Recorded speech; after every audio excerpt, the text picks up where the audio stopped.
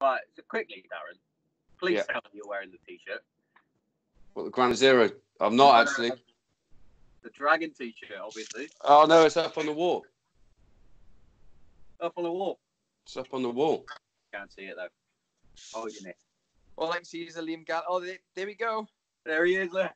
It's up there. Go on, Bill. Yeah, you dropped it off at the restaurant, didn't you? Oh, of course I did. There you Oh, go. I know where I recognise you from. I'm terrible with names and faces, look. Penny's dropped. No, yeah, nah. But I I thought it was like when I didn't realise that like you'd sort of met before. So I obviously pinged you the message on Instagram, and then I pinged Darren a message, and I was like, oh, I've got a guest lined up for tonight. It's a bit impromptu, but we'll just crack on and do it. He was like, who is it? And I was like, oh, Mason Jones, isn't it? He was like, I know him. I was like, how do you know all these fighters? I got graded there. I had my BJJ black belt Sunday. So my missus was like, where do you want to go to celebrate? I was like, oh, well, what food do you fancy? She was like, look, completely up to you. I was like, Beefy Boys. Straight away. Winner. Were you in Saturday, were you? Yeah, I don't like telling anyone to come in because I don't do it for sort of like trying to get free stuff out of you. I just want to go there. Like, the food is just unbelievable. Like, that's the thing. We really love the food. So I don't want to keep messaging people and being like, oh, I'm coming up, like, as if, like, can you give me free stuff? So one of the guys recognized me from the kitchen. I'm terrible, like I said, terrible with names. But he said, oh, do you want some, like, can we sort you out with anything free? I was like, no, mate. I was like, honestly, I'm fine. I was like, we only come up here for the food. Like, I don't want that. But he ended up giving us, like, a bag full of hats and a couple of wings and stuff. So spoiled us again. Yeah, Saturday that would have been one of the owners, Dan, I expect. That would have. Saturday or Sunday it was. Sure, it was Saturday. I'm sure it was. Yeah, I was working all day Sunday, so I would have. Saturday. But yeah, It it's, was Saturday. Yeah, agreed. It was Saturday night. But it's for us guys. It's always nice to have somebody that's doing something come into the restaurant, if you know what I mean. And it's always nice to make sure you're looked after. And it's I'm sure not all of the owners would be on board, but it is quite nice to. So I mean, yeah. I tried sneaking in that many times now, though, and they caught me out every single time.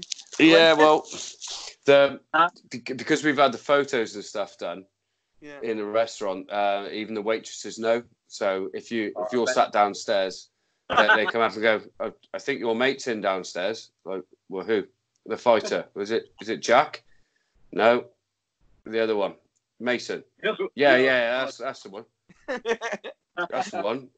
And that's when like the last time you came in when your mate did the ghost chili wings. The ghost chili, the Hellboy. No, I haven't. I'll let you. So funny. So you got.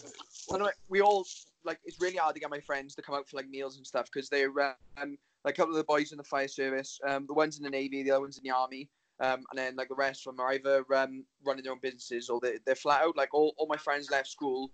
None of them went did a university degree or college, anything like that. But they all end up with really, really good jobs and stuff. They've all done really well for themselves.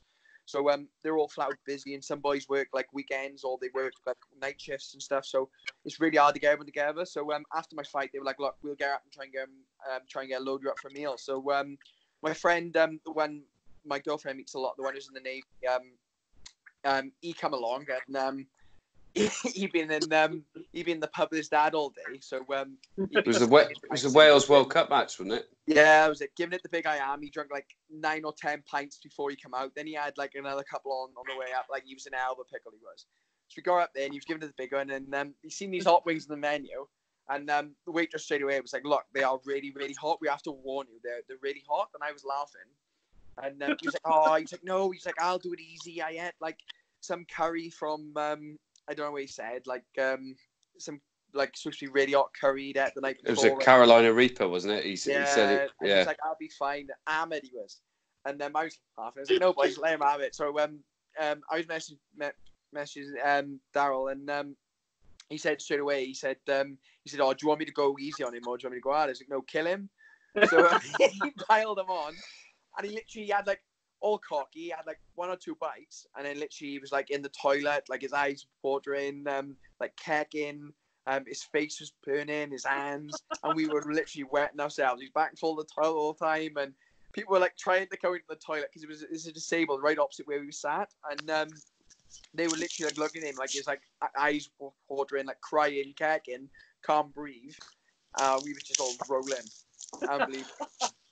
Because when Mason texted me back, I was like, "Are you sure?" Because it's just, I mean, the sauce itself is, but I mean, it's hot. And he was like, "No, kill him." I was like, "Well, all right," because we've got the ghost chili powder as well. Oh, you're a cunt. And I don't think it was the wings; it was the burger, wasn't it? The burger it was. We got the Hellboy burger. And and we've got a thing called the birth pocket. So one of my best mates in the world is also a chef at the Beefy Boys, and he came up with this. So you know how the bun is cut in half. Yeah. He basically cuts a bit of the bread out. Well, sort of. He hides some of it, and this all started when the Hellboy sort of came about, and there was a few people who ate it, and they were like, "It's hot, but do you know what I mean? It's fine." And we were like, "There's got to be a way to make it live up to its name." So what he does is he gets the bun, the lid of the bun, and the base of the bun, and he puts his thumb into it, opens the bun out, puts the powder inside the roof and the base of the bun as a starter. So it wouldn't matter even if you just ate the bread. If you just ate the bread, it's full of ghost chili powder. What the fuck out, you guys? And but the thing is with that burger is it does say do not. It literally says do not order this burger. The host. It says that. Warned him so many times as well. Like it was like 3 or 4 times. Because he was pissed as well. She was like honestly, she was like, "Don't do it," and he was like, "Nah, do it." And all of us wind him up, and he was like, "No, I'll smash it." She was like, "No, honestly, like I have to warn you, like do not do it." So funny. You'll have to get. What was he like the next day? Ill. He had bad guts. I mean, he had the Carolina Reaper curry the night before. Then he had that, and he'd had like. I think he had like 14 or 15 pints by the end as well. And, he was literally just in such a bad way. He reckoned he just couldn't go to the toilet. Like, he didn't go to the toilet for like a day. Oh, mate, it was so worth it. Because he turned up pissed as well. He was giving the big I am, but how much he drank. And we ate that, so we just literally just give it to him like, and he was in a hell of a pickle. Hell of a mess. Was that like a mate from school, is it? Yeah, so we all went to school together, and we've just stayed friends since then. So, he's he's in the Navy, still is now. So he goes away a lot, and he had not long been back. Only about 6 months ago, he'd come back from like a 9-month tour in the Navy. So he's like back and forth all the time, and he's trying to give his chit in to get out. He is. So we hardly see him, because he's based away. It's not long. It's like 2.5 hour drive. So he only comes back on weekends. Oh, that is. But yeah, I've got plenty of mates that are military or whatever, or used to when I was a bit younger. And always the ones that be like, "Come on, we're going out on the piss." Oh, mate, I don't know about this week. Like, no, come on. I don't come back very often. Come on. And you go out there, always the ones scrapping. Always the one that's get too pissed they can't get. I don't know what you're talking about. Yeah. Prime example there. When he come back, he was having some drama in his love life for a couple of different things, and we knew he was going to kick off. So he got hammered before we went out, and I don't drink. Like I haven't drunk in 3 years, 3 and a bit years. I just I've been teetotal since then. So I'm always the one who's driving. I'm always the sober one, and the one sort of like. If anything kicks off, I'm the one dragging him out and taking him home. So we was just waiting for it, and I was ready to go home. My girlfriend was in the house and she wasn't very well, so I was like, "Look, I'm gonna go, but I'll just wait for Luke to get in a bit of trouble." And as soon as he's done, I said I'll take him. So all of a sudden he got on the table and like swore his undying love to some girl, and she didn't take it too well, and he was arguing with her, and then the bouncer sort of grabbed him, and he ended up like putting 2 into the bouncer. And I was straight in the middle, like, going, please don't kill him. Like, let me just stay there. Sort of like dragging him out. Because they knew me. They was like, oh, I just take him from you. So I just dragged him out, chucked him in the car and drove him home. So they're always one of them. They just wait for it to explode. Yeah. Do you think you being teetotal will continue after you finish fighting? Or is it just a thing you don't like? Ask me when I get there, really. I think it's one of them things. Yeah. It's always good to say I'm going to do this, I'm going to do that, but you never know what time and what place I'm in my life. Like at the minute, it was just sort of one of the things where I never really agreed with sort of drinking too much. Because my dad always hammered into me that because I've always been competing high levels since I was a kid. Sort of it was like always tried to just dissuade me off it, and then I went so long without it, and I used to sort of once a year I'd have a drink, and then obviously I always end up getting hammered because I'm drunk. And then I ended up going, who's the biggest with my friends, all lunatics, and smashing drinks in me, and then I'd be spewing everywhere. Or and it seemed to be the only time I'd ever end up fighting out was when I'd have a few drinks, and then it was usually someone would want to kick off, and I never really liked that sort of thing where I wasn't in full control. So I've always been sort of sober out, and it was just like 3 years ago. I was just like, I don't understand why I keep not drinking and for so long and then end up drinking. Like I had 18 months off and then I ended up drinking again. I just sort of didn't enjoy it so much. I think we went there. It was when I went to Ibiza, and I sort of didn't drink out there. I sort of had a couple. I had the opportunity to, and I sort of didn't want to. I had a couple of the minimum. Obviously, the boys tried to get me drunk, and I just did the minimum. And then we went to Rise Festival, which is like a snowboarding festival, and I got hammered the one day, and it was just sort of like, I'm done with this. I'm never doing it again. Like, so, and I just never did it since. Definitely, I know that feeling. I always say I'm done with it, but I never do. Yeah. I'm terrible with a hangover, so.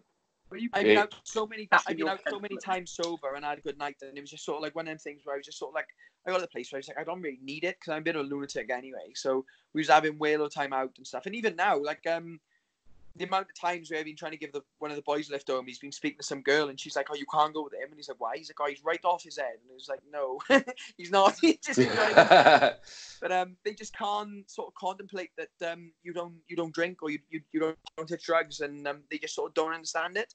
And I've had it since I was young, really, because I've always been sort of never really been interested in it. So I probably in my entire life I probably drunk less than a handful of times.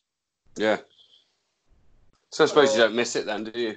No, unless you're used to it and sort of you depend on it. It doesn't sort of seem regular. And to be honest, he was just sort of like one of my coaches is teetotal. He's been teetotal since he was 17, and I've never really been that keen on it. So now I don't go out anymore. It's a lot easier as well because obviously that was the weirdest part. It would be going out single. Obviously, I'd be speaking to some girls and you're picking them up when they're a bit drunk, and it's sort of moral drama. Then, like, do you know what I mean? Like, is the right thing to do? Obviously, taking them home and stuff after they've been drinking. And as long as like I never really took a girl home, I had been speaking to beforehand, so it was always that sort of thing. But tell you what, I had shit off the police a few times. Like I go out and like some of the girls I'd be speaking to, I'd end up like giving them lifts back to mine, or I drop the boys home, and I got followed out of one of the clubs in Newport once by police officers, and got in my car, and they waited for me to get in my car, even though they see me swinging my keys around, followed me to the dual carriageway and pulled me over, and the cop had come down with such a swagger on him, and was like, "You've been drinking?" I was like, "No, I haven't." He was like, "We just seen you come out of a club, blah blah blah." I was like, "Yeah." I was like, "I'm not drinking." He was like, "So breathalyze me," and then as soon as like he breathalyzed me, I didn't come up with that. I come up with 0. You sort of like he was like, "Oh," he was like, "You're just picking your missus up, then you?" I was like, "No, mate." I was like, "I've been out with my friends. I just don't drink." And he was like, "You've gone out and not drunk?" I was like, "Yeah." And he was like, like more affronted that I was sober driving the car than if I'd been hammered, like. So yeah. It's people got a weird attitude of being sober, and it's sort of like it's one of them things where it's sort of like frowned upon not to drink and go out, even more so I'd say than having a bit of a drinking problem and going out drinking all the time. Yeah. It's obviously you're probably starting to get noticed quite a bit more now, aren't you? Yeah, that's the other thing. It's only been the past year, maybe year and a half, that you can't really go. I know it sounds arrogant, but you can't really go somewhere without people like coming up and saying hello and No, stuff. I don't think it sounds arrogant, mate. You're all over social media. I'm pretty sure you got today. I think I voted for you for Fight of the Year. Yeah. You're going to start getting noticed. Do you get the negative side of that? No, not so much. Which would be a good story for you. So, my girlfriend runs a kickboxing club in Abergavenny, and I have seen actually on Twitter. I did because I've seen your missus a few times. Yeah. In the restaurant, and I'm pretty sure, is it Taekwondo? Yeah. Or kickboxing? So, yeah. She's competed at a she's a badass, isn't she? She's a badass, isn't she? She's competed at a higher level than I have. Still, to this day, she's competed at a higher level than I have. Like, she's got a Commonwealth Games bronze medal. She was one of the youngest females in Britain, I believe. I probably said this wrong now, and she'll proud of me, to get qualification points in a major tournament. And obviously, I spoke to... sorry, I didn't catch your name. My name? Or Sean's? Sean. Yeah. Sorry, like I said, no disrespect, boys. I'm just fucking really bad with names. Don't worry. I spoke to Sean about it and said about how obviously she suffered with mental health issues while she was in university and while she was training with the British team. So she sort of had to take a year out and sort of evaluate what she was doing. But she was unbelievable. And if it wasn't so much of the sort of the disagreements she had with the British team, I think she would have definitely been a shoe-in for the Olympics, 100%. Like the level she competed at and the way she is now and the way she fights is next level. Is she involved with mixed martial arts at all? Not yet. I sort of tried to talk to her about it and stuff and seen if she's interested. And one minute she's sort of up for it, and the next minute she's not. She's dealing with a lot of things, and she does suffer from anxiety. So trying something new is quite hard for her. But she's doing Muay Thai at the minute, and I think she's planning on fighting Muay Thai in May. So she'll sort her weight out. That sounds terrible, like she's fat. Obviously, she's not. No. But get her weight cut and soiled and stuff, and she'll fight in there. And then I think obviously she'll start training a little bit more. And she's 20, so she got more than enough time to get involved if she wants. Oh yeah. So what's this? What's the story then of you being noticed out? Because I've got this thing in my head because I'm not sure if you'd know him because he's a couple of years older than me. But the reason I know like Shakes and Tank, Chris Edwards, Jack Marshman is all from a guy. He's a Polish guy that I got a random text message off asking me to do his strength and conditioning. Ages and ages ago. It's a guy called Chris. He's just got his brown belt in BJJ. Do you know his second name? Kosanechka. Oh, you know his face. I'm terrible with names. Like, I'm really, really bad with names. I'll pull it up. I'll pull it up in a second and see if you notice him. But I've obviously been going out to nightclubs and stuff since I was about 15 years old.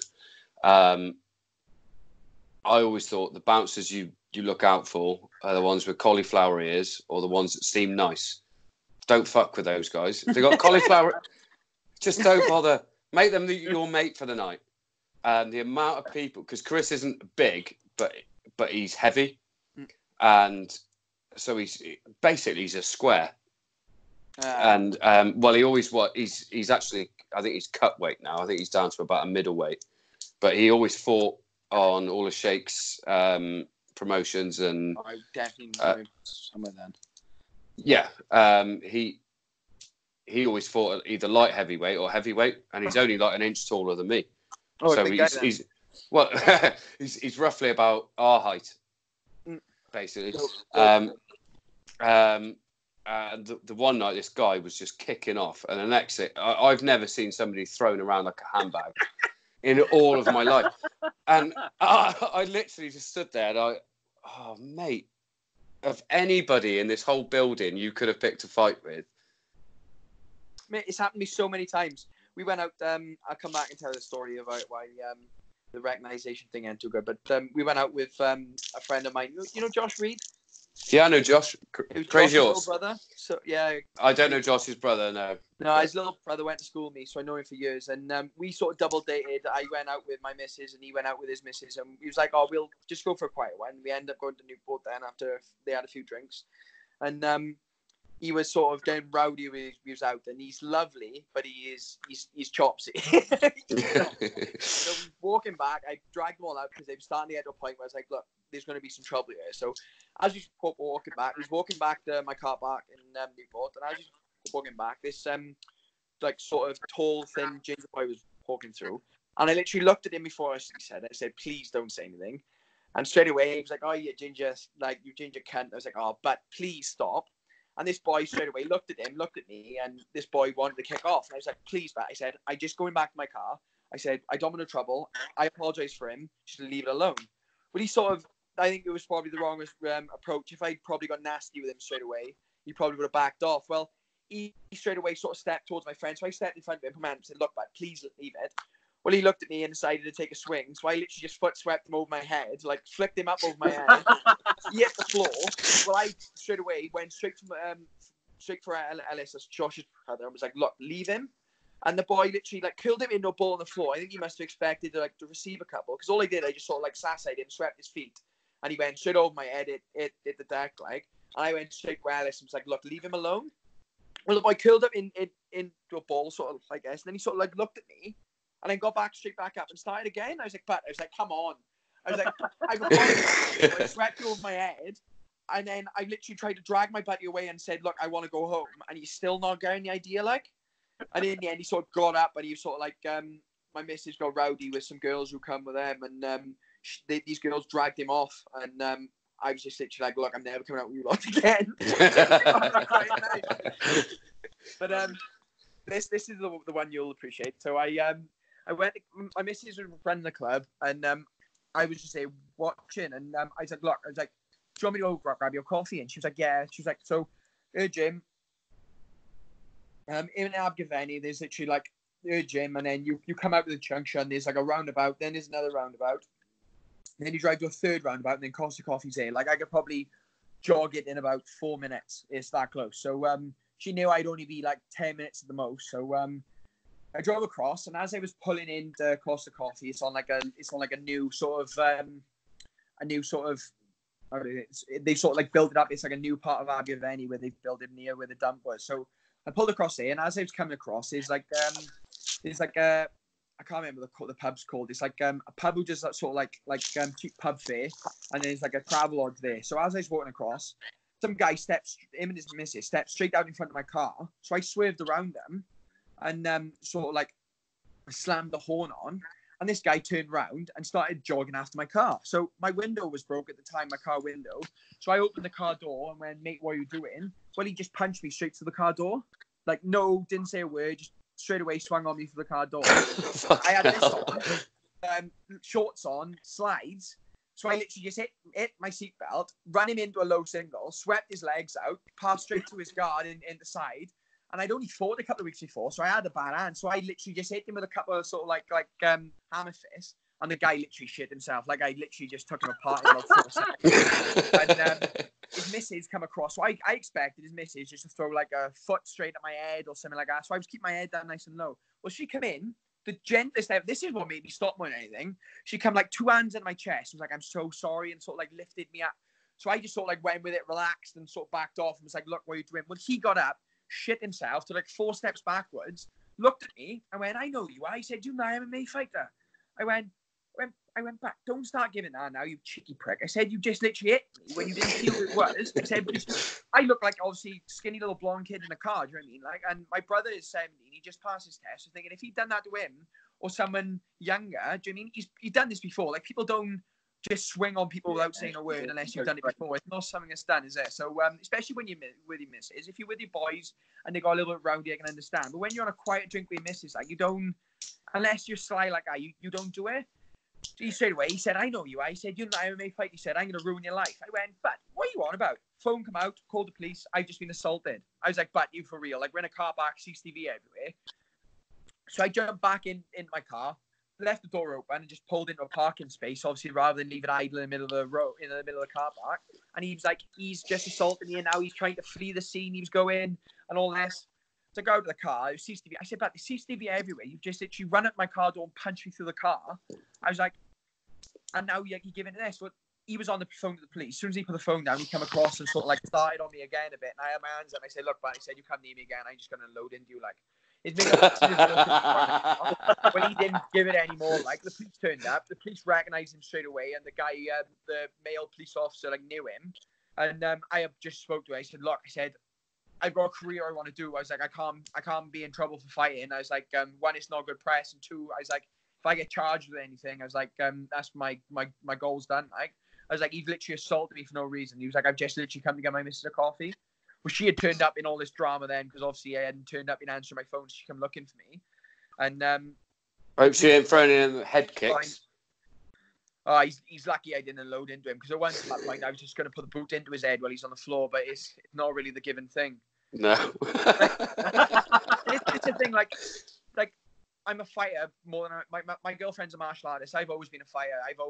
This is what I've done. Like, I've always wanted to fight people, and I've always been the same.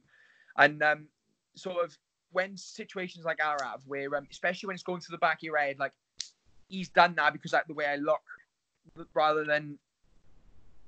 And it's sort of, do you understand what I'm saying? You could tell straight away he was a bully, and people like that. If it was Jack Marshall in that car, he ain't throwing that punch through that window, is he? No. All he seen was a skinny white. I had my missus one of these on. It was baggy on me, and I had shorts on. I looked skinny, and he just sort of seen as a skinny little blonde kid in the car, looked young, and thought, oh, I'll beat some boy up in front of my missus now and give it the big one. And the way she didn't even react to it, that she sort of knew what was going on and knew it happened before, it really went through me, it did. And the way he sort of stood up after it and said, like, it killed me because I couldn't remember his name, because I would have found out who it was. But he sort of shouted his name and said, you don't know who it is, he said. And he was like, I'll bloody burn your house to the ground. And he said, I'll cut your family up and all this. And I was like, mate, it's easy as that. He said, I'll murder you. Like, I said, I don't mind. I'll just smash you to pieces. Like, and he was just sort of like, oh. Do you know what I mean? It's just... Did you ever get bullied at school? A little bit, yeah. When I was younger, I'd done a little bit, and I struggled sort of socializing a little bit, and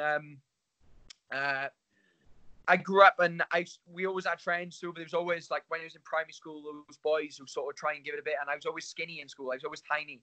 And you're not massive now, are you? You're not a big bloke now. 10, I built a little bit. I just widened out, but sort of don't have problems with bigger boys anymore. But it was just one of them things where I was always smaller than people. Like, I think I was about 5. Like, when I was in primary school, I was like 5 foot, nothing. I was always skinny. I was like a wiry build, and I wouldn't call it being put. It was just sort of like one of the boys in school who was just growing up. He's a bit bigger than everyone else, and sort of he decided who could play football in primary school. I mean, one of those sort of things. And I started training when I was 7, and by the time I was about 8, I remember he gave me a little bit of grief, and I hit him with a 3-punch combo, and that was it. Do you know what I mean? I never had any more shit off him.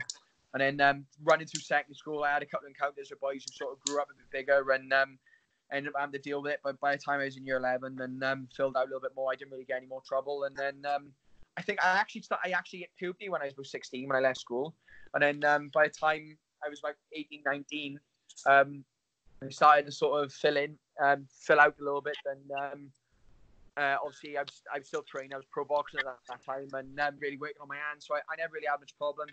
We used to have like little bits of fights on the weekends. We used to fight all the time when we was out. Little things. Most of the time, I was sober, dragging the boys out of situations. And as soon as there's some little blonde kid who's like apologized to you to drag their mate away, they seem to want to take swings. So it was always the worst thing that could happen to them on a night out. But yeah, fighting used to be terrible when we was younger. Another time I went out with my cousin, and none of the boys were out, because we always used to go out in groups of us, so there was never any trouble. I mean, when there's a big group of like 25 boys, you never really get much trouble. So it was different when we went out, and me and him went out, and I said to him, look, I'll come out with you. I said, but I don't want no trouble. And he was like, yeah, they want me no trouble. I said, look, I mean it, I'm pro boxing. I was like, I can't get in trouble with anything. I'll get stripped. I was like, I don't need it. Yeah, I'll be fine. And I remember we walked in the courtyard in Newport, and we walked upstairs to the bar, and had a couple of, was speaking to some girls and stuff, and we walked over the way normally people were in. As he walked through the side part, some boys just hit him from the side, straight off, didn't say a word, just hit him from the side. So my cousin sort of went, like, obviously he got smacked the side, so I just unloaded into this boy, ran him into the wall, dropped his head, and just threw some knees into him. Like, he was a big lump. As you do. It's my cousin's age, so I think I was about 18, 19 at the time, 18. And he was 4 years older than me, so he was, 22, 23. He was like a forward for Cumbrian Rugby, like a big guy. And I just ran him into the thing, caught his head, and just dropped some knees into him and opened him up. And that was the end of that. And the bouncer sort of like picked me up, and he was bleeding everywhere. And I remember the reason he did that for him, my cousin had been sleeping with his ex-girlfriend, and he didn't like it, so he hit my cousin, and then obviously I ended up scrapping him outside, and we got kicked out, and my cousin ended up throwing a bit with him, and then my cousin took his ex-girlfriend home again that night. So win-win. He counted it as a win then. Do you know what I mean? So yeah, we used to fight all the time out, and it was just one of the things where I was always sober and always able to make sort of better decisions. And the amount, that's why my boys look after me now, so they'll always have my back. Like, they come to all the fights and they back me all the way through it, just because like the amount of times I dragged out of trouble or talked the police out of arresting them. Like my friend who's in the Navy, we went out on Christmas together once. He'd only been in the Navy like 2 years, and he ended up it was a bit of like truck gets kicked off, and he ended up jumping on a copper's back and sort of trying to wrestle the copper to the ground, and the copper cuffed him up and chucked him in. And I sort of talked the copper into letting him go in McDonald's and driving him home. So, because he was like, I'm going to be in Colchester having a nose break and stuff. And I know someone who likes wrestling with coppers on the floor, especially on Christmas Eve, Darren? Yeah. I don't know what you're talking about, mate. That was 10 years ago. I do. Mate, it happened. I do. Darren was having a little scrap with a weedy little knobhead on a night out. Let's paint this picture. On this one, I was trying to. Wait. So, I'd been going through a bit of a tough time. Yeah, at the time.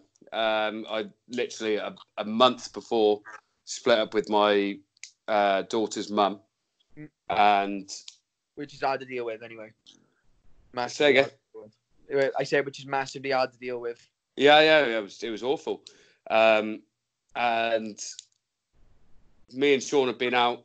I'm not sure why you were back, whether it was a Christmas thing or Christmas Eve, you Wally. I know it was Christmas Eve, but I'm not, because you were with Kate. No, we weren't. Well, we were together, but not. Just got together. I just got together with Kate, so she was coming up. Like, just after, yeah. Right, so me and Sean decided we're going out on the rip, and get on it, like. Yeah, and I think Adam Crickmore was out with us. There's a few of the boys, and we'd ended up getting absolutely hammered, and we were stood outside a nightclub, and some little, and when I say little, I don't consider myself little, but I am a little person. Yeah.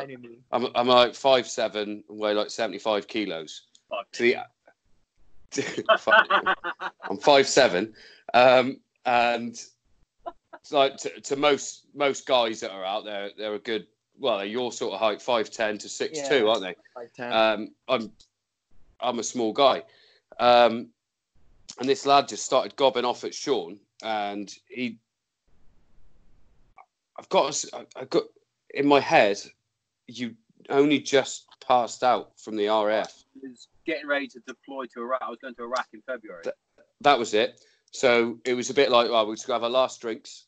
Yeah, celebrate for going home. You don't want it, do you? And also it was Christmas. We got hammered. Yeah. I'd obviously had all the stress of splitting up with Georgie's mum. And this lad starts gobbing off at Sean, and I just had enough. And I think at that time I just started training Chris, and Chris had said to me, "Do you want to start learning how to do a little bit, yeah, learn how to do a little bit?" Because, and Chris's thing always was, he said, because I used to get, I hate saying it, I wasn't semi-pro at football, but I used to get paid to play football. That's semi-pro, but you gotta count it. Yeah, I can't. But Chris was always, because like if he'd get me to kick pads or anything, he was like, "Fucking hell, you can kick, boy." He said, "I'm a light heavyweight." He said, I can feel you through these pads. And I was like, mate, I've played football since I was 4 years old. Do you know what I mean? I know how to throw my right leg. And so he just started getting me into doing a bit of Muay Thai and BJJ, and was like, well, you know, if you enjoy it, then we can do a bit of mixed martial arts. So I was like, that's fine, mate. I don't really like getting hit though. So, and I don't like being hurt in general. It's not a big thing for me. But I had that like beginner's knowledge of how to throw a punch, how to throw a kick, how to pin somebody to the ground using your hips, etc. Very basic. Like I would never ever say that I think I've got a good knowledge of mixed martial arts, but I doubt that I could put it into practice in the same way you could, even if I train the same amount of time that you have. But this poor lad started kicking off at Sean. I'm his older brother, and I'm like, you don't speak to my fucking brother like that, mate. He's off to Iraq in a minute. So I lamped him. He's now on the floor, and I get him in a full mount, and I've literally got. Have you seen Fight Club? Yeah, proper. You've gone in on him like proper drop bombs. But you know when Ed Norton's character just keeps hitting him, and he goes, "What the fuck is wrong with you?" And he goes, "I just want to destroy something beautiful." Yeah. So I'm in that. I'm just wailing on this lad. A female police officer grabs me from behind, and my initial reaction then was just to throw my head back. Yeah, but that's the thing. I fucking you haven't identified yourself either, so that's not your fault. So I fucking nutted this police officer behind me, but luckily on her helmet. It wasn't like in her nose or anything. Bring her nose everywhere. Yeah. She's literally seen me batter this lad, and it was a battering, and I to this day I feel terrible for it, because that was probably all of everything that was going on at that time in my life came out on this lad. Like, I was worried about my brother going to Iraq. I was worried about what the fuck's going on with my daughter. This lad's just fucking had it all. She eventually calms me down and turns around, and I can hear it's a female voice going. She's not saying Darren, but she's saying sir, or listen, calm down. I turn around.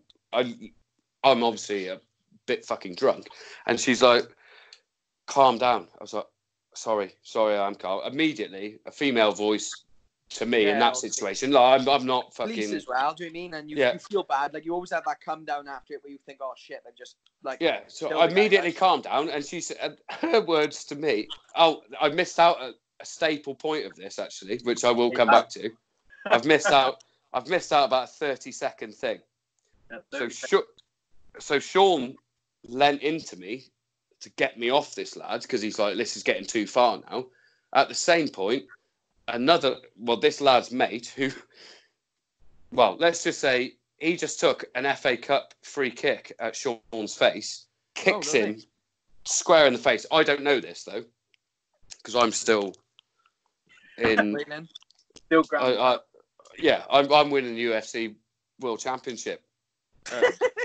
A fucking welterweight at the time. I'm like, me and GSP are gonna have it, and I wasn't. I was at the time. Sean's gone to grab me to try and pull me off this lad. He's like, him in the teeth, like. And no, he's booted him right underneath his eye, and you know how your eye was after your last fight. Yeah. Sean got all of that, but it was like a blister underneath his eye. Big black bubble, and my eye closed and everything. I didn't know that though at the time. So this police officer's now like calmed me down. I was like, okay. She let me go. She's seen me firsthand. It's Christmas Eve. Batter this lad into oblivion. She's also seen him get kicked in the head. Yeah. And it was like, go on then. Go on. I tell you what now though, I guarantee you she's probably seen some of the start of it. She's probably seen him mouthing off and starting it. They 100%. Probably see some of the triggers. Like, they are human. They see some of it and they let it go. Oh, I've got friends and family members that are all police officers, and I will say some of them are a bit more leery. and some of them are absolutely class. The situations that they've talked about that they're in, and they're just going, listen, mate, and you've got like the average person who's going mad because the police is there, and they manage to calm the person down and like, it's like, listen, mate, I'm a human as well. Yeah. I can see you're annoyed. Chill your beans a minute. Yeah, let me talk. Like, I know I'm in high vis and a stupid hat, but but let's talk this out. Do you need to be arrested or not? Because if you carry on, you're going to be arrested. Calms you down, isn't it? Yeah. Tell you what, someone who needed calming down was Mum in the morning. Jesus Christ. Oh yeah. What the fuck are you doing? You been punched again? I was like, actually, this time, Mum, it wasn't my fault. It usually is, though, to be fair. Yeah, 100%. We met some class coppers through the years. So, like, my mum's friend is a copper, one of the judo girls, women, sorry, I shouldn't say girls, I knew for years. She was a copper, a police officer, sorry. So don't worry about being PC on this podcast, mate. No. Bombs and all. I don't know which way to point. I've never once on a podcast. As soon as I was on you and started speaking to her, I was like, F this. No. Supposed to keep an image up for you, mind. But yeah, so we met some brilliant coppers through the years, and I also met some twats. Like that situation where that guy sort of started me outside of outside of Costa. The copper spoke to me on the phone. I'm adamant it was his friend because he called me back, and I knew some other information that I don't really want to say online that sort of knew that it was official. It wasn't an official chat. That he called me off his personal mobile, and I knew it definitely hadn't been. It would have definitely gone through the police channel. I'd been rung in.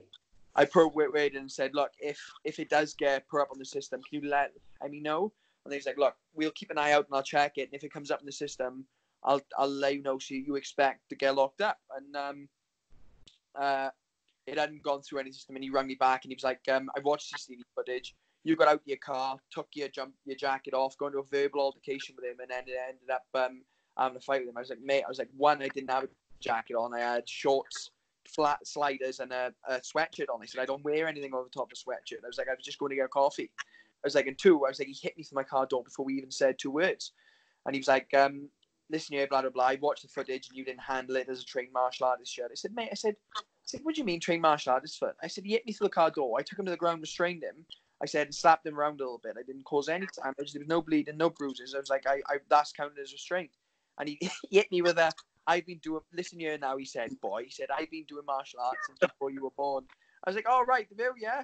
I've been training 17 years, do you know what I mean? But surely you're a 35 middle-aged man who clearly has done nothing in his life. Who's done 2 years of Tang Sudo, who's been doing it a lot longer than me. I was like, yeah, okay. My missus is there going calm, and I'm like, yeah, no problem. He said, listen here, boy. Who talks like that? Well, I tell you who talks like that. Our dad. Does he? Yeah. Like, he does say boy a lot, I'll give you that. He calls me the boy. Well, there's a reason for that. In a positive way or a negative way? Well, it's nothing. It's just how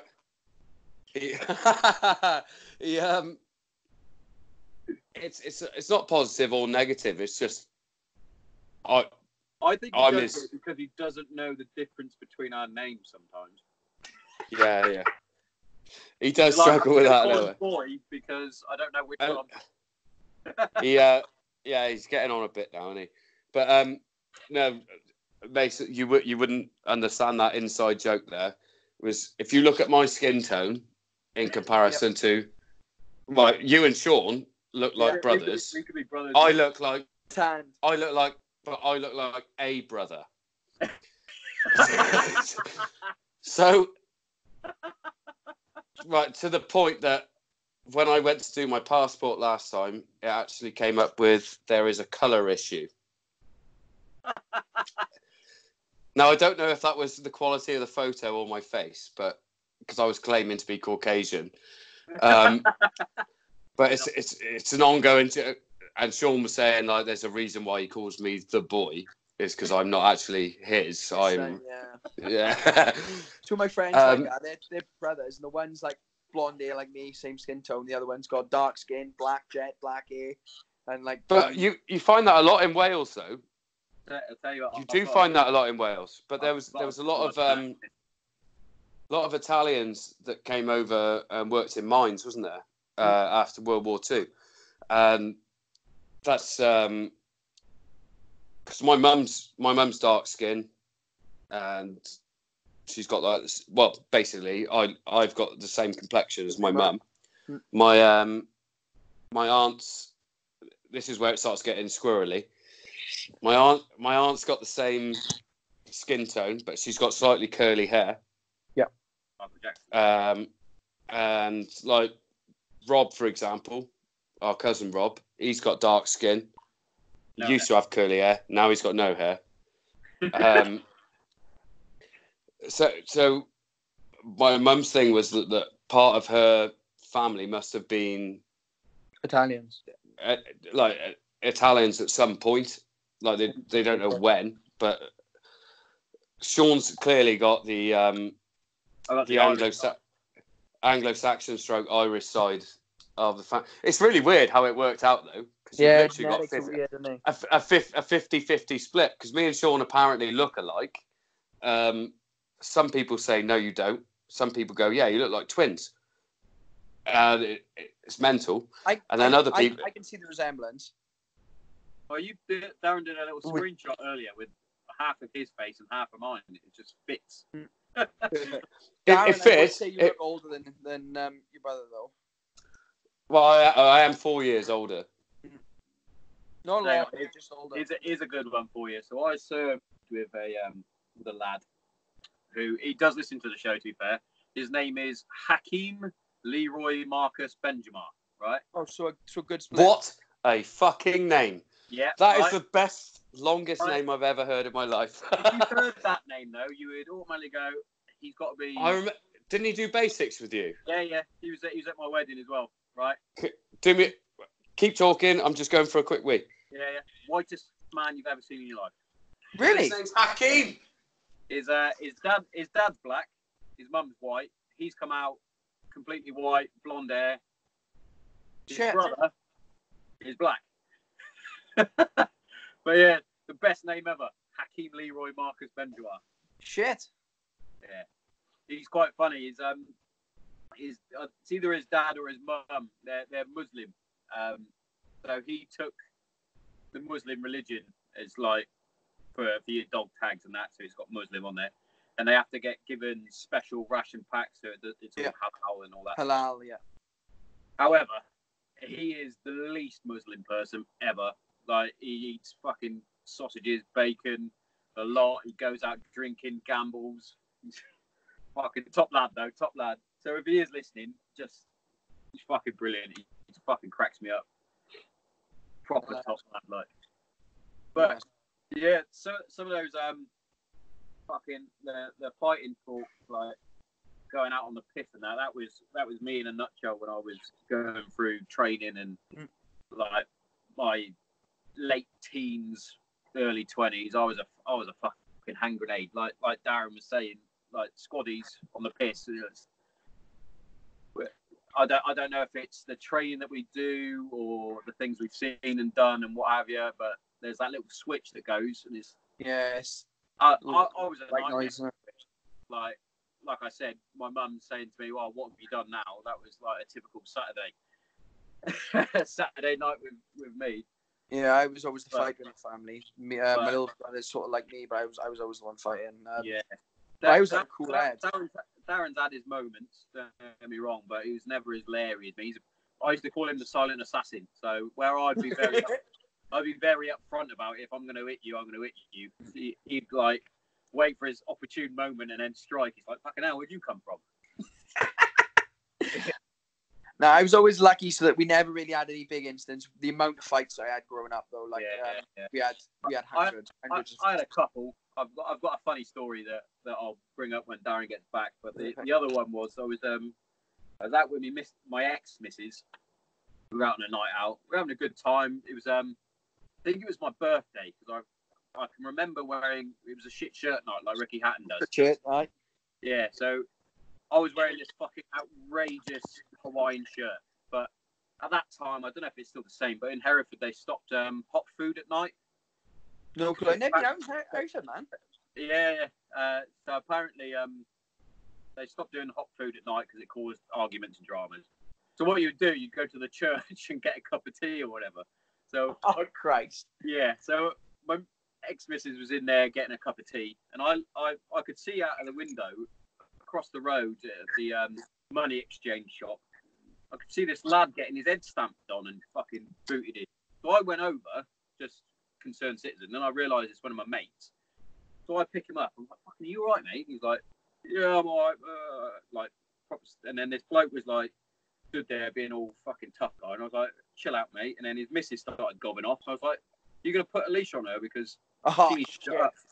And then he fucking kicked off again. And the only way I can describe this fight was, it was like an ice hockey match where I grabbed him and put his shirt over his head, and then just fucking gave him a couple of digs. He was wobbly. Next thing I know, I've double legged him through the window of the money shop. Yeah. I've got back up, like stumbled back a little bit, thinking, what the fuck have I done here? The alarm's going off and everything. I was like, oh, I'm going to get arrested. You could see me ex-missus coming out fucking screaming. This bloke, though, fucking, I don't know what he was smoking. I don't know what he got up like a Terminator. Got up like the Terminator, pulled a piece of glass out of his head, and he was like, "You're gonna continue? You're gonna finish me off?" Then I was like, "I think you need to go to hospital, mate, because that's fucking ridiculous." There's blood coming out the top of your head. Yeah. Like. So I get like escorted over to the taxi. I get in the taxi. Next thing I know, I get a knock at the window from the police. The window comes down. I'm like, that fucking shit in my pants. I'm like, I'm getting arrested. This is proper assault right now. I've put him through a window. They go, so what happened then? And I went, oh, that lad pushed me, so I pushed him back. And they were like, is that it? And I was like, yeah. They went, all right. And I was like, what did they expect you to say? Well, but he had a bit of a problem, so we ended up having a little bit of a tussle. I hit him with a 3-piece combo and then put him through the glass. And that was the end of that, really. Yeah, exactly. It's like, what? Criminal damage, assault, ABH. Yeah, I got back home. The missus was like, or the ex-missus, should I say, she was not happy with me. So every time you go out, I was actually trying to help out a mate, but it kind of went a bit backfired on me. Yeah, it's weird. Like, the most times I've ever had fights, and obviously if you have any younger listeners, always take this as gospel, is when I try being nice. So the best way to handle it is if you're trying to get your friends out of trouble, pretend to be the nastiest, horriblest person, and literally just give it like you're the most violent person in the world, and people will leave you go.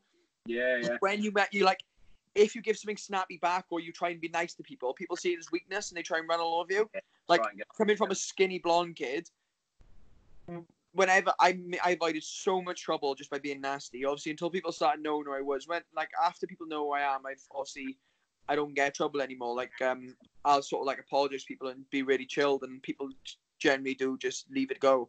But like I ended up fighting like.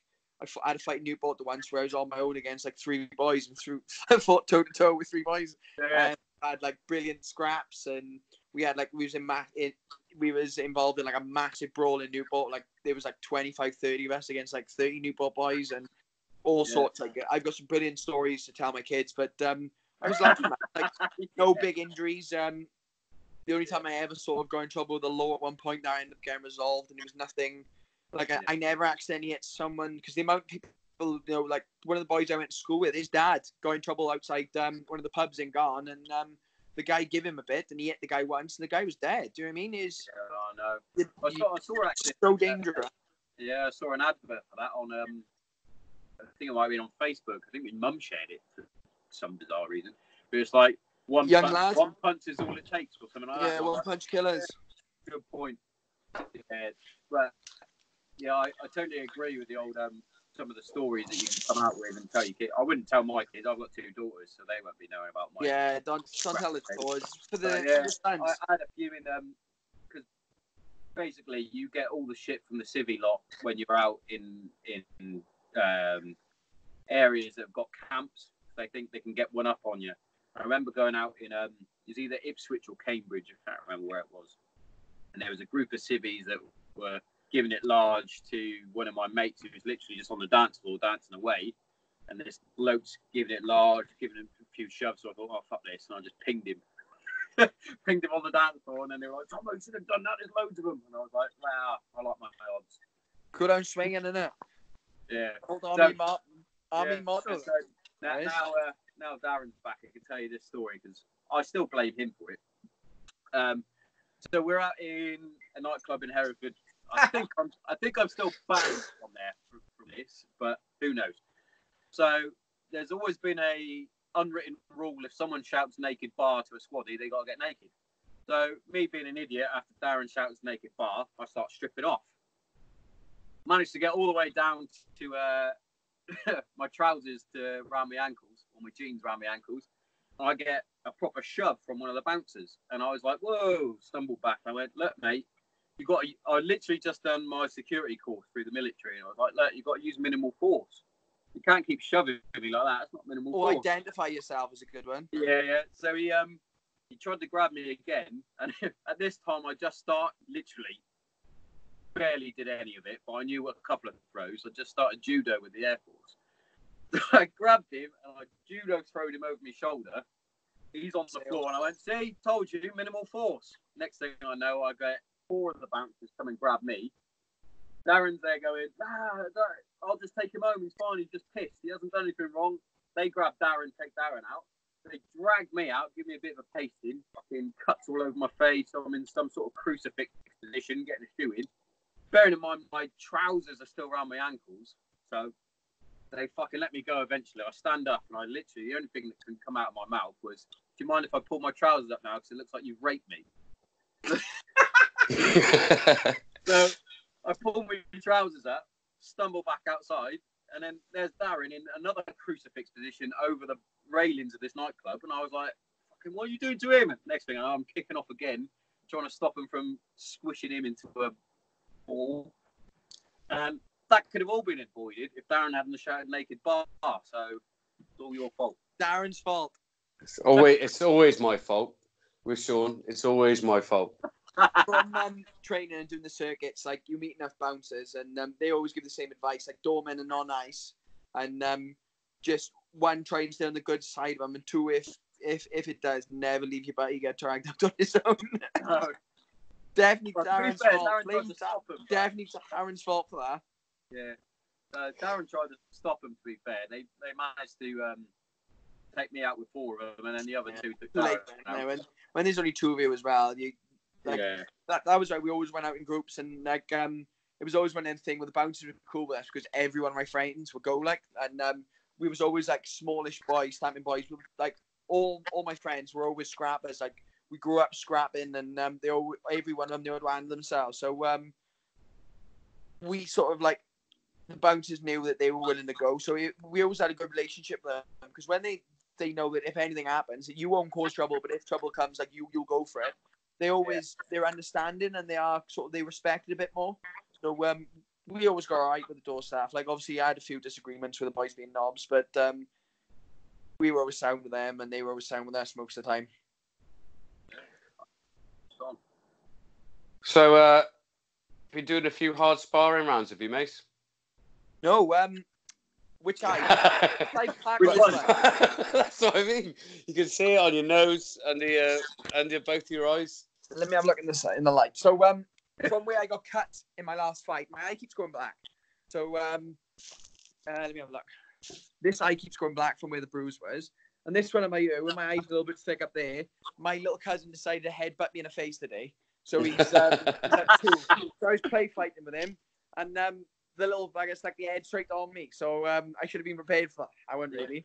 He went I was like, I got to do an interview tonight, and I got a black eye, and man was like, "Oh, God's sake!" Like, but yeah, from where I had this scar in the last one, my eye just keeps going black all the time, and I think it's getting to that point where I got 2 big scars underneath. A little bit of when I get a little bit warm in here, and it is warm in here, my face goes sort of weird colours. Do you think that'll be a problem going forward? No, I had this one cut in March, and I fought twice, and it hasn't reopened. This one, not so much. And my nose, the reason my nose looks so messed up, let me show in the light, is because my nose literally does this. Oh, fucking hell. So you've got no cartilage then? No, when I was a kid, I had my tonsils taken out, and they took my tonsils, the lining of my nose, and I think they must have taken a little bit of the cartilage out, and then from boxing, it's just the rest, it's gone. So I got a bounce back nose, so should be good. I've got a bounce back nose. Bounce back nose. I like that. That's good. That.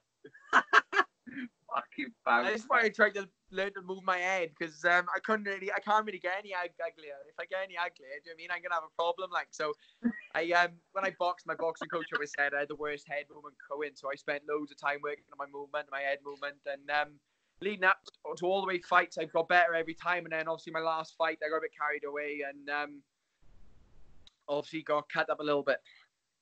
Yeah, the thing is though, Mace, you seem to me like, I'm no fucking expert by any means, but you seem to me to be the.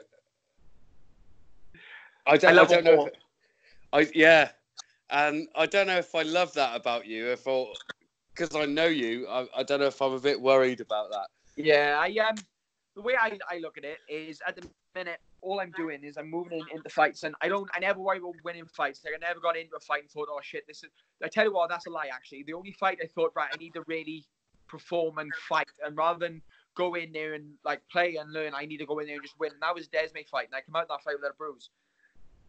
All the rest of the fights, I didn't sort of underestimate my opponents, but I knew exactly what my opponents could do, and I knew how to deal with it. And I always went in there with a game plan of being able to sort of play around a bit and sort of improve my hands and spend really good time improving my striking. And the last fight, I went in there with a good game plan, and then the guy sort of didn't react how I expected him to react, and I expected him to be a big puncher and be really dangerous. And I remember I blocked one of his shots, and there was no power in it at all, and I was like really surprised. And then I went in and exchanged them again, and he had nothing there. And I remember I rocked him with like 3 shots at one after another, and I was like, rather than stay cold and sort of like pick them apart and do it like I did in sort of the Casper fight and start just taking people apart, mixing the knees and stuff in, I thought, oh, he's done. So I started piling in, and my hands come quite low, and I got a bit carried away because I didn't respect his power anymore. And it got to the point now where all of a sudden I was bleeding twice, and I didn't know how he cut me, because the only thing he landed was a flush right hand twice. And I was just sort of like, well, I'm cut now. I can't lose a fight after I know I can batter the guy. So I just sort of started taking him down and taking him apart. And I think obviously I made a little mistake where I didn't squeeze the Kimura in tight enough, and didn't manage to break his shoulder, because he had no like, there was no way he was going to tap. I could tell, like, I bent his arm to a certain extent, and you just know with the guys, like, you're just gonna have to break him. And all I had to do with that Kimura was literally squeeze his arm in my chest, and I would have snapped his arm. And it was just one of them things where my coach was like, look, there's 10 seconds left, screaming at me, and I was just trying to bend his arm the wrong way, and sort of I ran out of time. And then the second and third rounds, I just sort of made a few mistakes and didn't finish him, and he just sort of wanted to hang in there. And rather I should have gone the Jack Shaw route and rolled him flat and started putting ground and pound in and being a bit clinical while I was doing it. I was just like, I'm going to finish him. And I never really got there. So it's another learning experience. And I got told off after that fight. Not so much for the striking or anything, but it was just sort of the words of my dad. He put it, you're not as good as I expect you to be at this point, and it's disgraceful you didn't manage to finish him. So it was one of them things. It's like, oh, okay, step my game up. Yeah, I mean, that's a proper dad comment, that. That's I mean, I suppose that's fair analysis, but your dad's not in there getting in the same situation, is he? He's not getting tickled. Yeah. Tickling contest. Yeah. Going on to like, I'd like to go back to what you're saying about your girlfriend and her mental health issues that she had when she was. I mean, what sort of thing?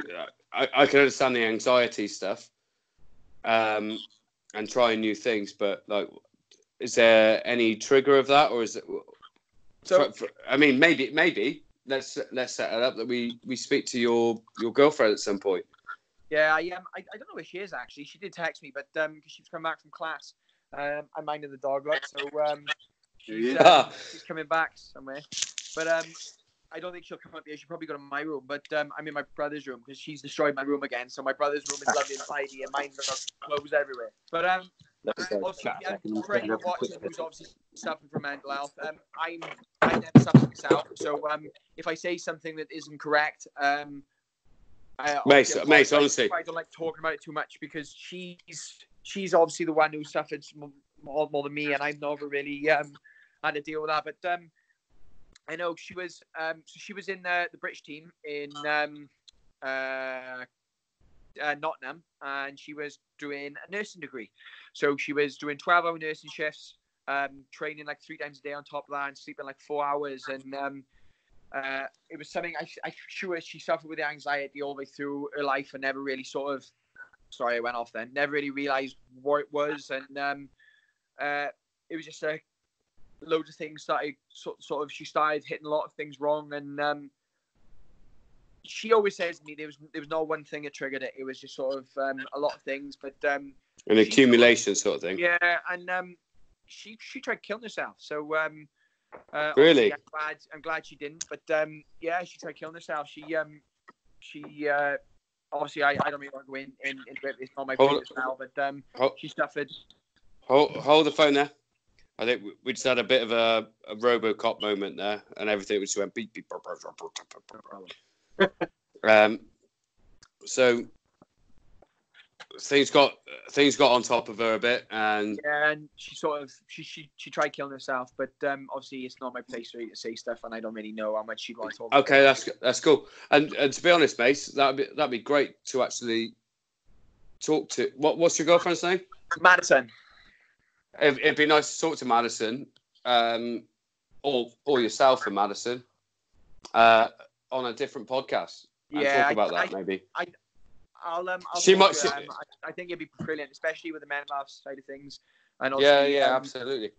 Me and your brother had a chat before, and he always sort of. You said that Sean, you said you suffered as well, so it's always good to speak to other people as well. And this is why she helps one of my friends, the one who's in the Navy. He's been struggling lately with sort of depression and different things, and he really worried a few of us. So I was trying to help him as much as possible, and she ended up. I asked her to help because obviously she understood it a lot better than I did, and they regularly meet for coffee, and she helps him talk through a lot of things, and I think she's really helped with a lot of his sort of problems. So I hate calling it problems because it's just one of those things. But yeah, I always say this, we're like, mate.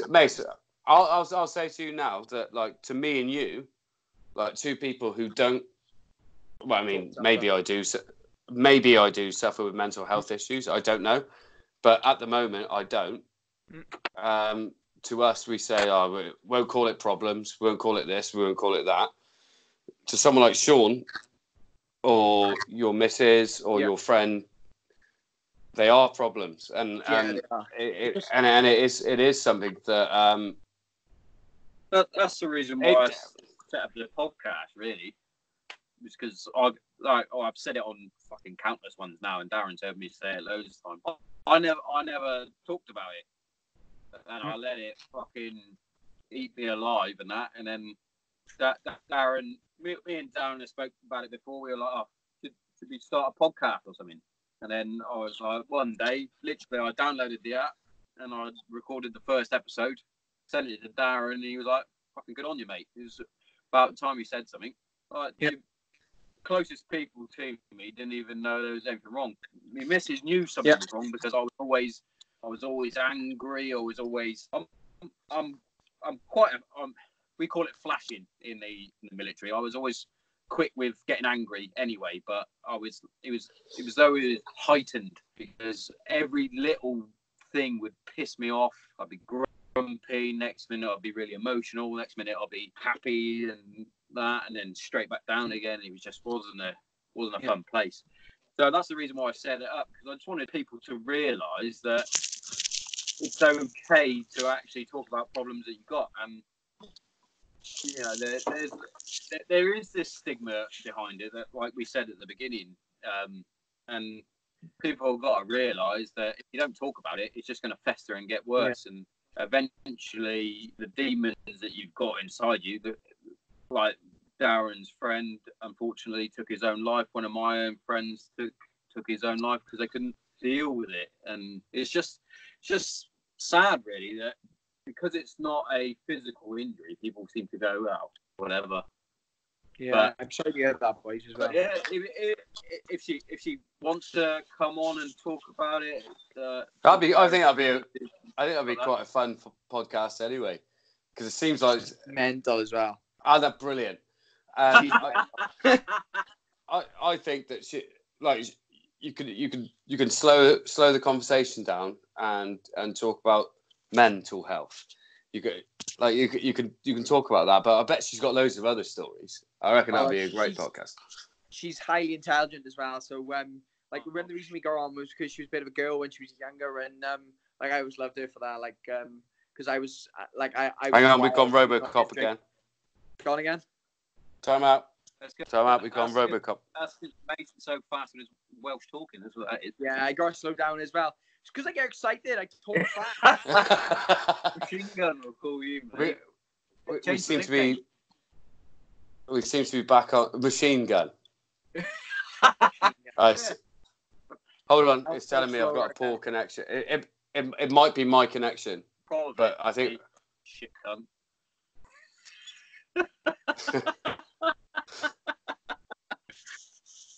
we seem to. You know what I like about this, right? This episode, Darren was flapping earlier. He was like, "We haven't had anything time to prep." Stop flapping. Just do it. Time out, Sean, because you're in slow motion. Mason, me and Mason are fine. It's you. Well, you're fine now. You just went a bit mental a minute ago. Mental health. Mental health. I've had far too many coffees today. That's what it is. Coffee, by the way, if anyone wanted to know. Yeah. Quick so, ad. Let me go with saying. My missus is highly, highly intelligent. So she's switched now from the nursing because she was doing a nursing degree in I can't remember, a Russell Group uni in Nottingham. So it meant it was really, really good, and she didn't really want to complete her nursing back here, and she didn't want to go back to Nottingham. So she switched, and then she did a year of beauty, and got her a thing in that. Now she's gone back. She's doing a law degree. So she's had 5 dissertations so far. I think they're dissertations, and she's had all firsts in them all. So she's smashing uni and smashing teaching her class and smashing making her debut, and she's in a really good place lately. So it's lovely to see, because we've been together 2 years, and when we first got together, obviously I didn't know because we only started speaking when I was away, and I told this to Sean, she'd FaceTime me when I was in America, and it was 2-3 o'clock in the morning. So I just thought she was a uni student who didn't want to sleep, and she was I just can't sleep, and she was just messaging me and stuff, and we'd FaceTime and stuff and talk. And I got back and met her family and stuff, and they were like, "Oh, you're really good for Mad." And I was like, "Oh, do you know what I mean? Yeah," and all this and talking stuff. And it wasn't until I realised that she said I just really helped with everything. So she was really suffering, and I never really knew. I just sort of made her laugh, and we got on like house on fire. And I think we spent nearly every day together since. So we don't really have much time apart from each other. So it sort of opened my eyes and things. And my family's always been sort of old. I say old-fashioned. They are wrong in certain things. Where sort of my dad sees it as mental health, poor mental health as being sort of a weak point. And I think it was just sort of that iron age where they was raised to think that men have to be strong, and that you can't ever not be okay, sort of thing. And we've my friends are really good on it, and we've always tried to help my friends and sort of tried to my friend in the Navy, we always try to help him and sort of let him know that if he's not okay, then that's fantastic, and we're all there to help him, and sort of anything he ever needs, he can always talk to us, and we'll always help. And that was the thing where I sort of Mad sort of reached out through me and got in touch with him, because as good as we were with him, I struggle for years to understand that sometimes it's not a trigger to why you don't feel okay. Sometimes you wake up, and not feel good, and that was mainly through here, where we'd had fantastic few days, and everyone was laughing and joking, and then all of a sudden she'd wake up and she'd be like, look, I don't want to do anything today. And I'd be like, oh, well, come on, we made plans. Why not? She's like, look, I just really don't feel like it. And then she'd like cry a little bit and all. And like, she's one of the toughest people I've ever met in my life. So, like, the girl trains, like, we trained the other day and she was holding pads to me and she kept giving me a funny look all the time. And I was like, I just thought she was really pissed off at me. So I was like, look, what's the matter? And she was like, no, nothing, finish your round. So like, I was hitting a little bit of pads with her, and I mainly go out there. I don't really sort of train in the Thai classes too much. And as soon as she finished holding pads to me, she said, oh, come with me. So she took a pad off, and when I went, what's the matter? Her finger was just dislocated like that. Just completely out. So her finger dislocated in the pad, and rather than tell me, she just like, let me finish my rounds, holding pads for me, like punching her finger every 2 seconds. And then she went in the toilet, put some cold water on it, and just snapped it back into place, taped it up, and went back training. Like, like she's so fucking mental.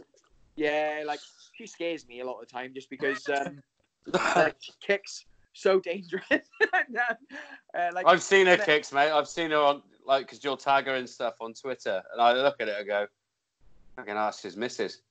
Mate, she holds back as well when we spar, because I don't have very good leg control, so she holds back a lot of things. And she said when she was like training full time and she was powerful, she said she hurts. Like, and I've been kicked by like Sage Northcutt's kicked me around, and like her stab hurts more than Sage. Just a name drop there. Hang on, wait.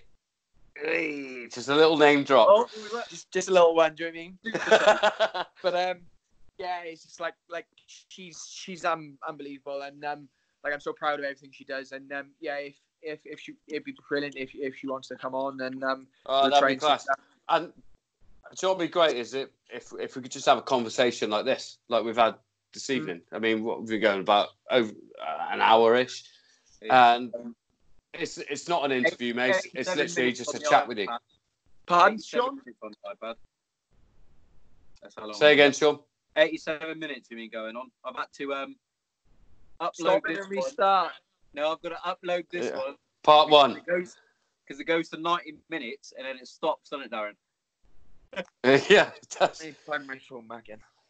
Me and Darren did a podcast, and it was like nearly 3 hours. It was proper Joe Rogan style, 3 hour long podcast. And it only uploaded half of it. Oh, no. Boys, let me just check. It's 2 seconds. So I'm just I'm going to upload this into 2 parts then.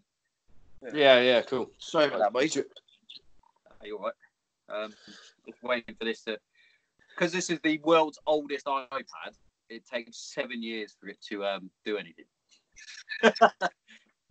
This is actually the original iPad that I got in Bastion. Is it? Yeah, you know. What happened to your laptop? The laptop that... Which one? Because you had a laptop. You bought a laptop before you went to Iraq. Yes. And you took it, and you had all your photos and everything on. It died. Sand damage. Yeah, and I lost all the Iraq photos. I don't know if this is going to sound fucking rubbish on the actual podcast, but if I stop recording now and then we record again in like 2 minutes when you've done that, then we can upload part 1 and part 2. Perfect. On YouTube. If YouTube decides to work. And that'll give me. No, I don't think we've been having some dramas, mate. We have. I've got a massive backlog of video podcasts that I can't upload to YouTube. Because they don't like us. Because I'm in a shed. That's why. Well, he is literally in his shed in his garden. Could you say? Did you discuss it just before we take this quick commercial break where Sean can talk about his sponsorship, etc. Can you show Mason the fire that you've got? Oh, my fire! Yeah, right. Yeah, so you know the the TV fires that you have on the wall. Yeah. Look at the size of that for a garden shed. That's bigger than my telly. Why is it so big? If you had told me it was, I would have thought it was a telly through the camera. Exactly. Right, basically the story. My manager at work was getting rid of one, and I went, I could do with a fire in my shed or like a little heater. It's cold. Thinking that it was going to be a small one, a bit like this. Yeah. Oh no, he turns up at work with that, and I was like, what am I supposed to fucking do with that? And he went, you can mount it. Does it work well? Apparently. Well, the thing is though, Sean said to me that I don't want it to blow my shed up. Basically. Right, I'm going to stop recording at this point because Yeah. that was pretty funny. Good way to end it. Georgie's literally got back from late night shopping, so I'll make sure she's okay, and I'll be back up.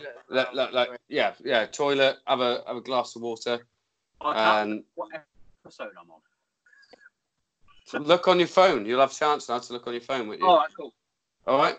Yeah. Same, boys. All right. See you in a minute, boys. Bye. Bye. Bye. Bye.